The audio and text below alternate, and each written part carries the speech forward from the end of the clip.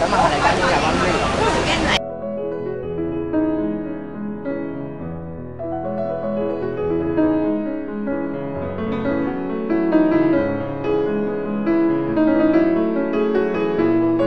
當然喺政府角度就係俾多個選擇啦嚇，咁俾多啲資源出嚟俾一啲市民，即係佢可以透過啲醫療券去到即係用翻個私營嘅系統去幫助佢減輕佢負擔，處理佢醫療需要嘅。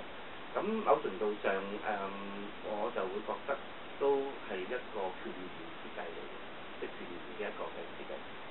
即係簡單講咩叫設計，就係話喺嗰個公立醫療系統唔係能夠即係照顧到公營醫療個需要嘅情況之下咧，而有呢一個醫療券嘅出現嘅提供咧，係的確可能係補足咗少少喺嗰個令到一啲低收入嘅家庭啦，一啲基層嘅市民咧，可以透過醫療券都可以用到呢一個私家嘅醫療。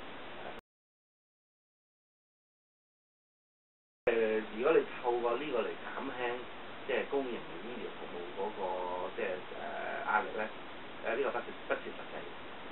除非你就係即係起碼你喺嗰個即係醫療券嗰個即係所謂數目好難掹啊，即係嗰個資源上面你要大幅提升。而家即係200零蚊或者去到幾百蚊、500蚊個數目咧，係對於幫助減輕嗰個公營嘅壓力咧，其實係好有限。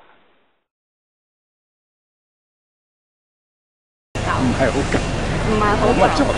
咁你覺得成效大唔大？嗰個冇咁，老人家又唔夠嘅，你一般睇一次都200幾咯，係咪先啊？少得滯。你覺得今晚唔夠嘅？唔夠嘅。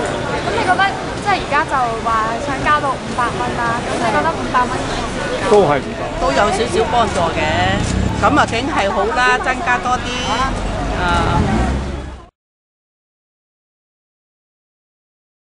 你有冇用過醫療券？有。咁你上年用咗幾多次？上次用咗3次，咁用咗幾多錢到？差唔多用晒。用咗醫療券之後就冇咩去過政府嘅診所？都有咁樣用晒之後去公立。點解嘅？都冇錢㗎，唔去公立。兩邊都會睇啊！如果唔係好急嘅嗰啲，咁咪就會。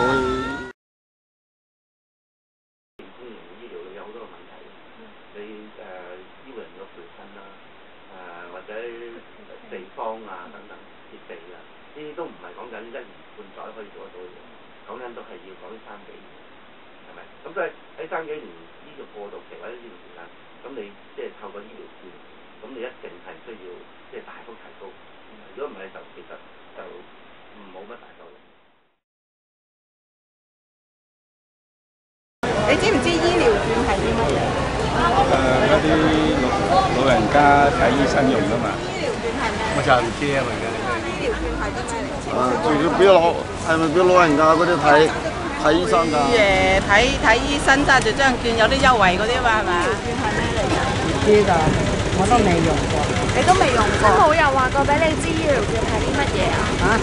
係咪從來冇人同你提過醫療券啊？有，不過我都冇咩字都冇攞去用。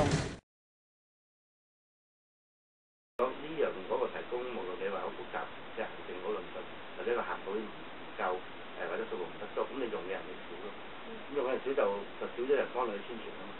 你呢邊係即係真係幫助到啲長者嘅，咁用過佢覺得都 OK 嘅，咁佢又會有時傾開又會幫手做宣傳。咁所以一定係即係而家嘅形勢，我就會覺得係仍然一個好初嘅階段，一定係即係用嘅人係少係有限，咁好自然就即係透過用家幫你宣傳就更加會即係好少。我哋作為或者喺市民角度嘅，梗係做得簡單啲啦嚇，我攞到張證咁你一去到即係就冇咁多複雜嘅，呢啲就一定係咁。但係即係假如從醫生角度，佢會覺得點樣會做得好一啲，即係行政簡單啲，呢一定你要從即係提供佢哋角度方面去了解。講緊普通科嘅門診，其實真係作用有限。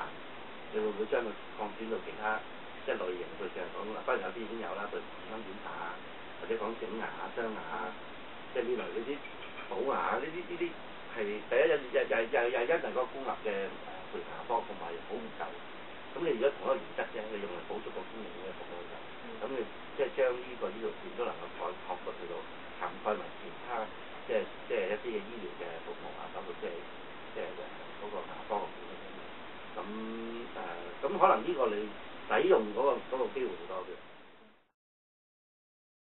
即係我又會睇到，如果從個醫療券嗰個推動，其實係兩點嘅啫。一就係呢個只係一個權宜，一個過渡啊。你仍然個核心你要增加嗰個公立嘅醫療系統嘅服務。第二咧就當然你需要進一步嘅完善嘅時候，就係講增加金額或者個年紀下降啊。再進一步就係你要涵蓋用到醫療券嘅醫療服務。即係嗰個內容咧，都要再進一步要改善。